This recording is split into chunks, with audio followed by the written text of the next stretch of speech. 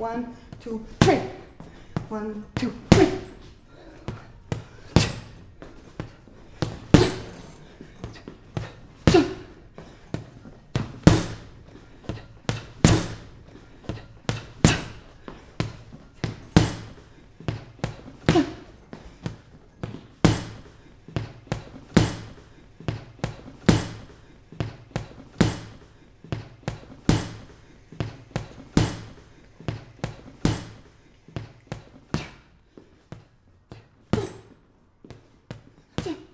You get into the state of mind where I don't think there is any space for you to contemplate, being conscious of your various identities. So they become suspended, and it's like a moment of living without them, consciously living without them.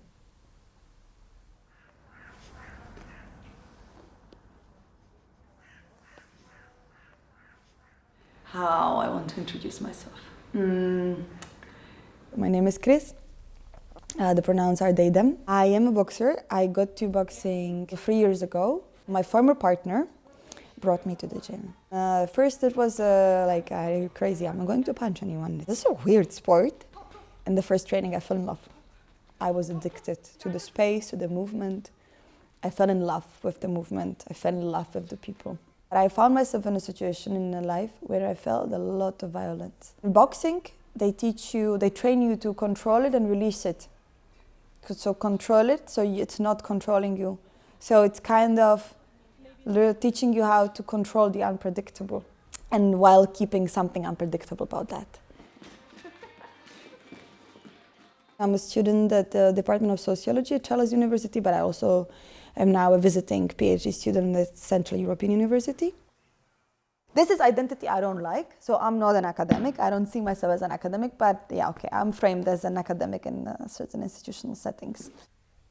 I focus on gender identities in amateur boxing. I focus on Central and Eastern European region. So I look at gender as a stratification system, or as a system that creates, still in place. It does not stop existing.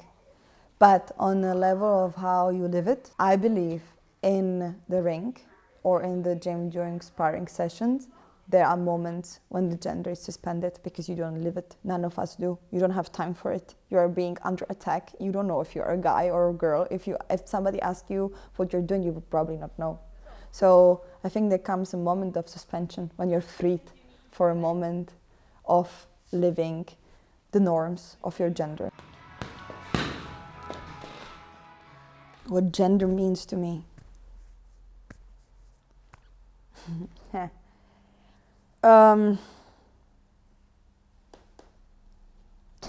Nothing and everything. No, that's not true. It's a source of struggle.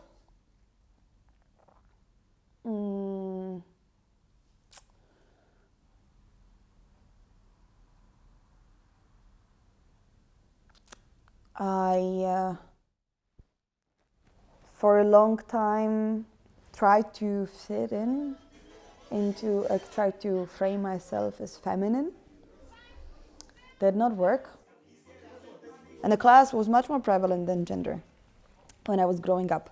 So it was more about also, because working class bodies are socialized differently. They socialize gender different. They create gender differently because they're already read as deviant in some way. So the norms for you are a little different. You can play with the boys, you can climb the trees, and it's growing up, we did not really have words for it. So I grew up beginning of the 2000s, and there were no representations whatsoever in the public space or anywhere else that would portray different kind of genders or gender performativities or gender presentations, like masculine women or masculine presenting women, let's say, were not really something that you would necessarily see in a public space. I did not know what my options are when it comes to gender. It started gradually, that I found that it's actually something that unless I'm being reminded of by external forces, I don't think about it.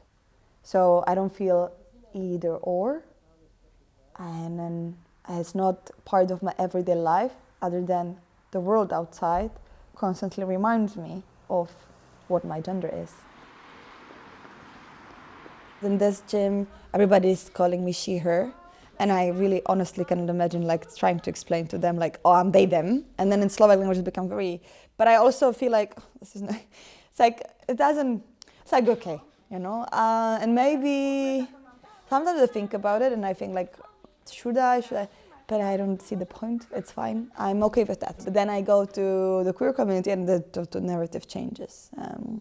And I cannot live certain parts there. So I need to live this part of myself. I need that part of myself. I want to remember it. I cannot be in one or the other. I can only be in between all the time, like crossing between those roads.